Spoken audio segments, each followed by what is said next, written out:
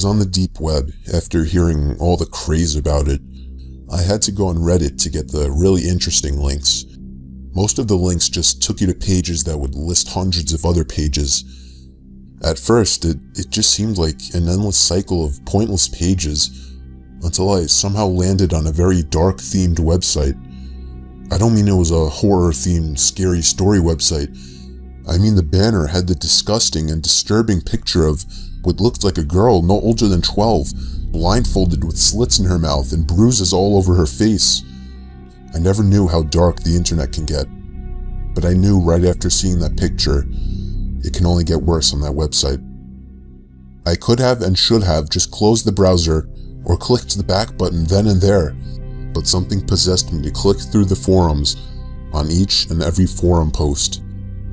They were all littered with gut-wrenching, brutal, and sadistic pictures of children, from babies and toddlers all the way up to a 16-year-old girl, all being tortured. I don't even want to describe what I saw, but I want you to understand the true horrors that go on in the deep web and in this world.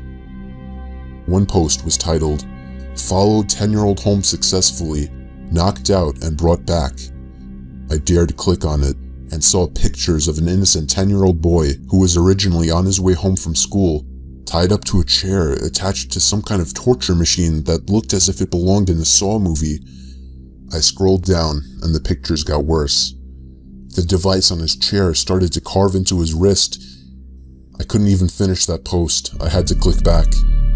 I found another shocking post with a link to a video of a newborn child being dipped into a pot of boiling water. I could only watch about 10 seconds before closing the video. I would describe more, but I don't want to share any more of it for your own sake. However, the worst part that still kills me knowing this is that I used to be a camp counselor for about 4 years, and I had dealt with many hundreds of kids. A few years back, there was the very upsetting news that one of the kids attending the camp, one of the kids in my group, had gone missing. That was many years ago, and everyone since has just given her up for dead. That was confirmed when I clicked on one certain post. There was the dead body of an 8-year-old girl, almost completely mutilated, but face still recognizable. I instantly recognized the face as the girl who had gone missing so long ago.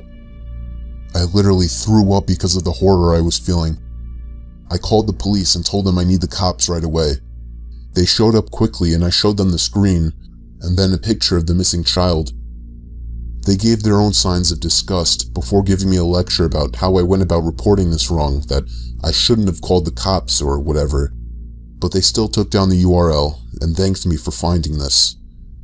It took much longer than I hoped for the website to finally come down, but I have no idea if they ever caught the sick fuck that did that, or anybody that posted anything on this forum for that matter.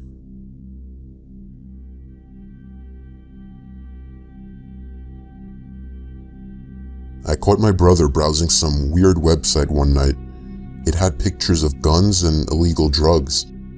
He and I are really close, so we don't usually hide things from each other, so when I questioned him, he straight up told me he was buying weed on a website called Mr. I told him that's illegal and that he would obviously get caught. Then he went on about telling me that he's safe and anonymous on the deep web. I assured him that that's complete nonsense, that everything is traceable, but he told me he's already used it at least 10 times and that I can't stop him. So I gave up and watched him make his purchase. He found some new listing of cannabis called The Poison Queen. It had one review which rated it positively. I suggested to him that he find one with more ratings, but he started acting like some kind of pro, telling me to relax. The seller was from the same state as us, which would make for quick delivery, claimed my brother. He did his thing. He used some kind of weird program to encrypt his message to the seller, which included his name, our address, and other info. I reminded him it was a mistake, but he told me everything is fine. About a week later, my brother started getting concerned that he got scammed because there was never any word from the seller. Coincidentally, on that same night, we got a heavy knock at the door. I got nervous that it was the police and that they caught on to my brother's illegal drug purchase, but it turned out to be much worse than just the police. He opened the door, and we were greeted by some sketchy-looking guy with medium-length hair, all fuzzy and messy, a brown, messy beard, a fat belly, and a very obviously fake Rolex on his wrist. He then said my brother's name, and I saw my brother step back a bit. The guy asked my brother if he was the one who bought the weed. My brother didn't know how to answer. All I heard him mumble was, "I thought you would ship it." The guy then started motioning for us to come out to his van. I told my brother not to, but he went out anyway. I had to follow him to make sure nothing happened. I didn't feel right about this situation. About halfway to his van, I noticed something in the passenger circular window in the back. There was somebody with a ski mask on, barely making themselves visible as they peered out to us. I saw the guy leading us to the van notice him and begin to motion with his hand for the guy to get down. At that moment, I grabbed my little brother and dragged him all the way back in the house. I didn't realize until it was almost too late that the guy was chasing me. I was able to shut the door and lock it. They saw there were no cars in the driveway, so they must have assumed our parents weren't home. The guy started banging and kicking at the door, and by some stroke of luck, a larger man walking with his dog passed by and noticed what was going on. He questioned the guy at the door, which seemed to scare him off. We watched as the van drove down the road out of sight. I was so anxious to tell my dad, even if it meant ratting out my brother, that I ran to my dad's car when he got home to greet him. I then noticed the same van halfway down the block, parked by the entrance of the cul-de-sac down the road. Only for a moment though, before it drove off seconds after I noticed. I haven't actually seen it since, and it's been 3 whole months. I think this was a good lesson for my brother to stop messing around on the web.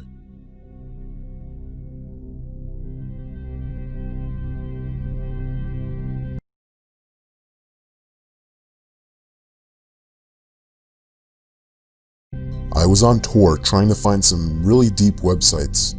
I was in a chat room where people normally shared links to deeper websites and weird pictures and videos, commonly illegal pornography.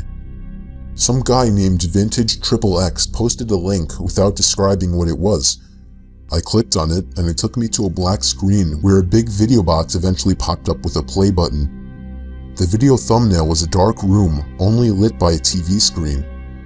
Out of curiosity, I clicked play and began to hear the sound of TV static in the background as lines of static slowly swam down the video screen. There was no seek bar on this video. Then I noticed something slowly begin to emerge from behind the wall. It was a figure dressed in all black with some kind of black mask on as well. I started to suspect it was a jump scare video, and I thought I was right when the figure leaped out and ran to the screen in less than a second. It still got me even though I was expecting it, but then it got strange. The person had their face in front of the screen, slowly moving around as if he could see me and was observing me. Then I heard a crackly, demonic voice say something. It came from the video. It repeated itself, and I could make the phrase out to be, "Ask me something." I was really confused. I tried typing something, but there was nowhere to enter text. Then he said, "No, not the keyboard. Say something." I felt my heart punch the inside of my chest as he said this. I opened my mouth and mumbled the words, "You can hear me?" It responded with, "Yes." I was uncomfortable now. I thought it was a video. I pressed pause, but it didn't do anything. He said, "Don't try to leave, I want to talk." I tried moving the mouse to the exit button, but the mouse was frozen. In fact, none of the keys were responding on my keyboard. There was a long moment of silence before my webcam began flashing as if it were on, and my face popped up on the screen. "There, I got a picture of you now. Now just hang on while I get your address, and then we can meet." I started to panic, smashing every key on the keyboard, spazzing the mouse, but it did nothing. I had my finger on the power button, but it also didn't do anything. The computer wouldn't turn off. The voice was saying crazy things like, "You're stuck here. I will find you. Don't even bother. I snatched the screwdriver sitting on my desk, unscrewed the 4 screws on the bottom of my laptop, and took out the battery. The computer finally turned off. I was gasping for air as if I just ran a marathon. My heart was pounding 5 times as fast as it should have. I have since left my laptop off after that, and have resorted to using my desktop as my main computer. I'm sure by now nothing will happen. He definitely didn't have enough time to get my address.